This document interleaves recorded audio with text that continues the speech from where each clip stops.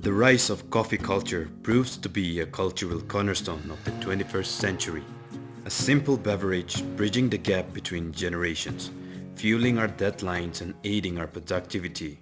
Today the allure of coffee has captivated many in the hills of Nagaland. For generations, the Nagas were a tea-drinking community, but with the passage of time, a curious sip of coffee had matured into a cultural staple that presents itself at gatherings, weddings, funerals and festivities, gently weaving itself into the fabric of our livelihood. The state's microclimatic conditions are truly suited for coffee cultivation, particularly the Arabica and the Robusta beans.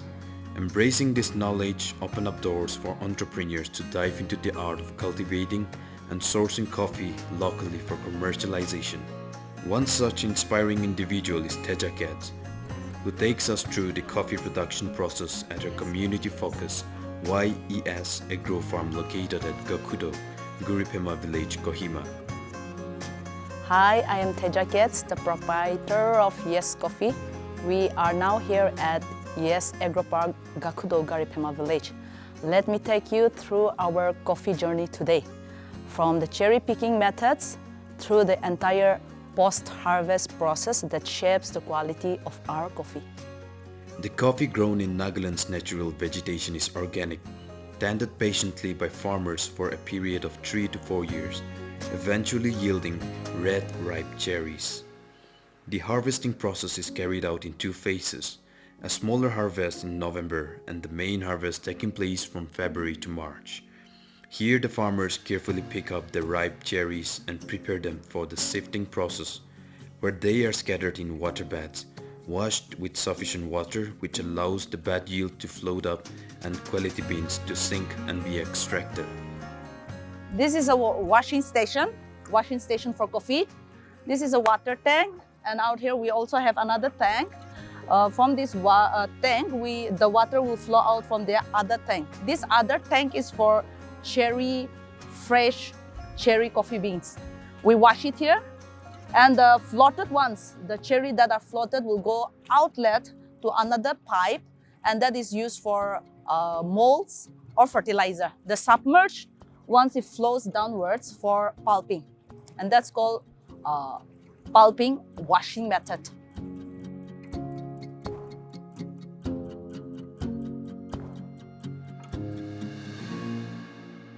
Okay, so the coffee cherries are being pulped as of now. The person who is on the head, he is adjusting the beans to flow smoothly in the machine, the pulper. This machine is the coffees are being pulped here. The lady, she is taking out the pulped coffee beans to be fermented. And the person here who is taking out the cascara of the coffees, we take this and dry it again so that we can use it as a mold fertilizer for the coffees and other plantation that we are doing. So just before, one of our workers, he took the cascara and took it somewhere else. And this is the place that he threw it away. These are the coffee cascara, or you can call it the husk or skin of the coffee beans.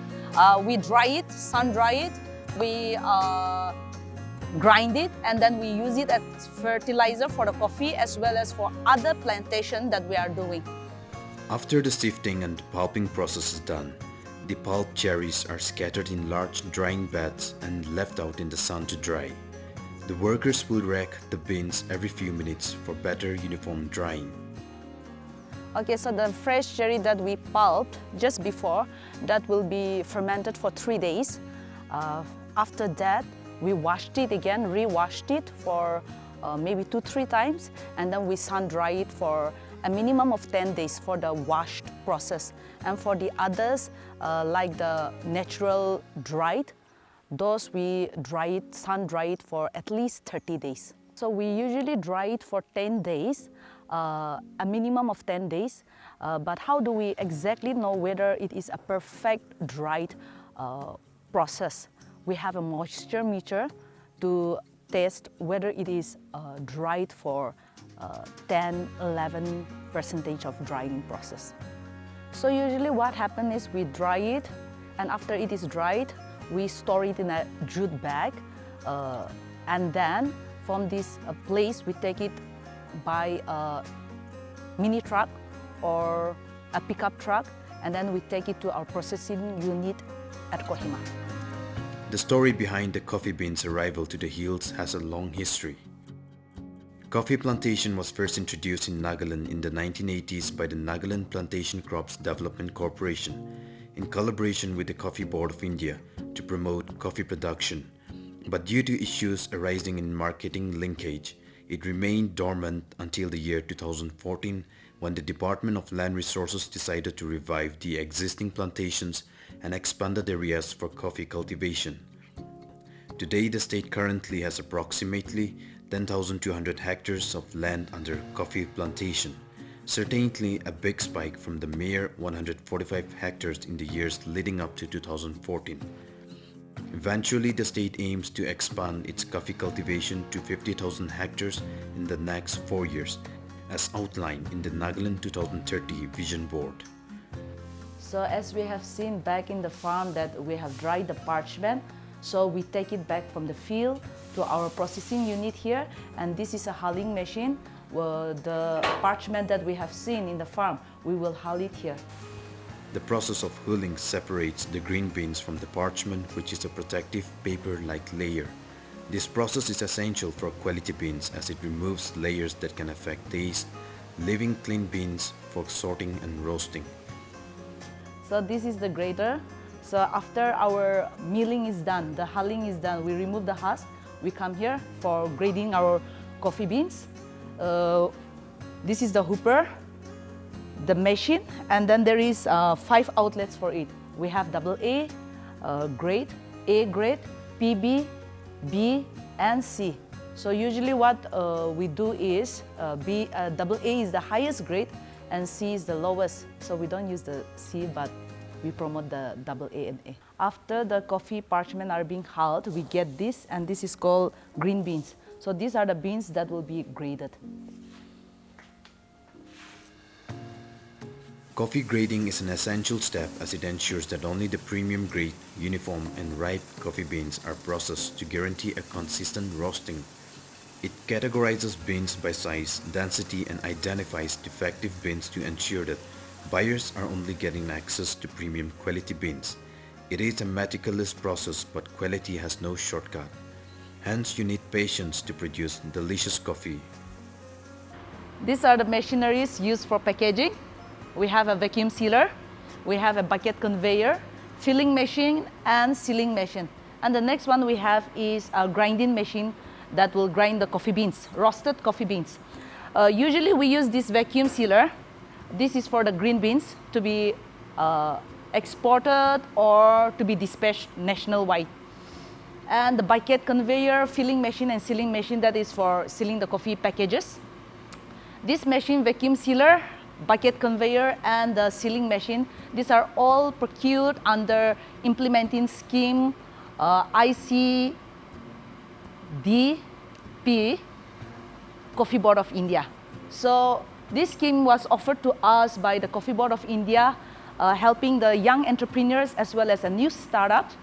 And we had this 40% and 60% scheme. So 40% is a helping hand from the Coffee Board of India. 60% is for us to be paid while purchasing the machines. This is our Probet coffee roaster.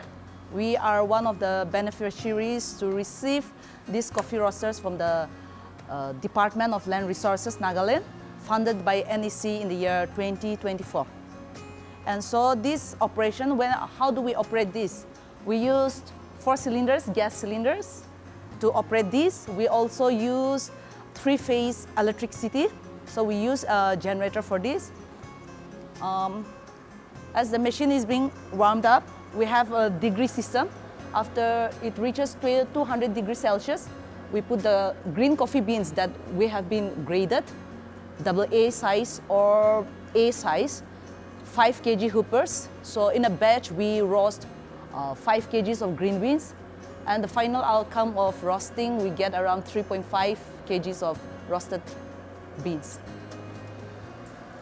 Start roasting the baby. Start roasting the baby. And then push.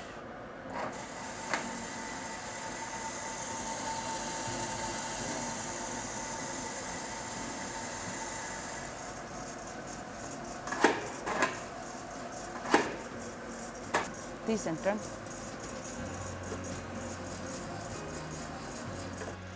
Yeah, so it's being roasting now. Once it reaches around 134 to 140 degrees Celsius, the green coffee beans that we have put inside, it will start turning yellow. Then we can know that it's changing its color to be roasted. And then we also have a machine here attached to the roaster that is called cooling fan and stir. So what we do is we turn on the cooling fan and the stir to stir the coffee beans that will be roasted here. And then as it comes out, it is very hot. So you need to cool down the coffee beans as soon as possible. That's the use for the cool fan and the stir, to stir it and cool it off just within 3-4 minutes to cool down the coffee beans. This is also a window to see whether the coffees are changing its color. And also we have a spoon here to see whether the coffees are turning into darker shades of coffee. This Probet roaster, it's a touchscreen roaster, Probet 5. We get to see how our percentages of the flame, percentages of the output flame, output smokes that's been going on. It's 129, 130. It's not yet ready.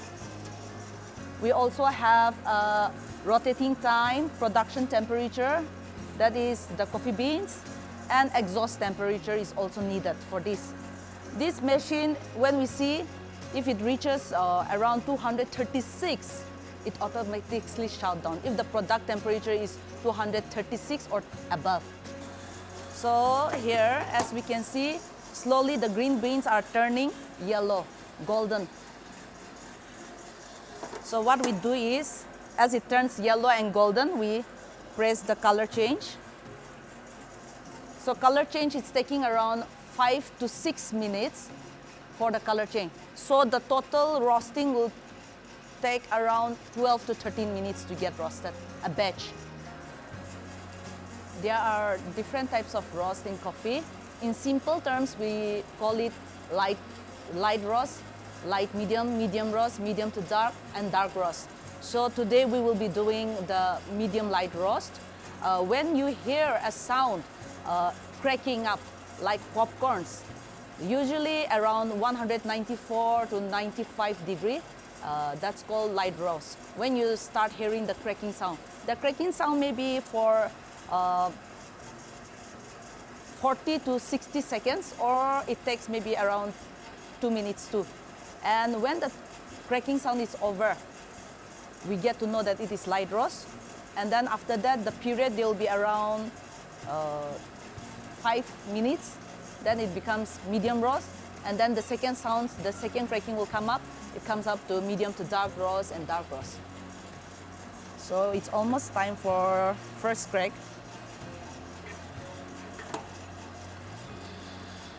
Now the coffees are turning brown in color. So it's cracking up. First crack.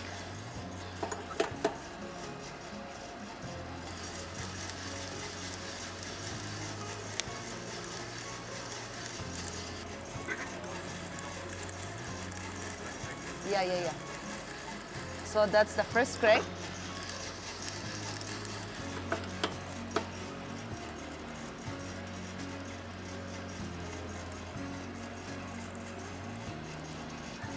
After the first crack, the beans, it becomes larger, it expands, and the color also turns darker. Okay, this is our light roast. We will be getting to medium light roast. This is light roast. We still need to wait for maybe around 10-15 seconds to get the medium to light roast. Okay, so we are ready. The roasting is done. Roasting is responsible for developing the unique flavor, color, and aroma of coffee. During this process, the acids are broken down and the sugar caramelizes, which creates the final taste profile. This stage is essential to make the beans light, brittle, and porous, which makes it easier for grinding and brewing. The differences in the processing methods makes a huge impact on how the coffee tastes in the end. The four main types of coffee roast are light roast, medium dark roast, and dark roast. Once the roasted beans are cooled, they are dispensed into large containers ready for the exciting next step, brewing. The coffee scene in Nagaland also provided a platform for young minds with keen interest in coffee to understand the industry better by transforming them into specialized baristas and cafe owners through similar training programs. Today, the convenience of instant coffee is found lining our supermarket shelves. However, with convenience, sometimes the stories behind the people who built these foundations are lost. It is easy to forget that coffee not only serves as a morning ritual for many, but rather it holds the story of labor and passions of the hands that grew it, processed, and brewed it with the pride that honors our heritage, and by supporting these local coffee farms in Nagaland. It ensures that these traditions will be carried forward for generations to even one day having Nagaland beans represent our culture globally. So the next time you take a sip of your coffee, take a second to honor the journey of the people who live by the seasons to bring quality brew to your cup.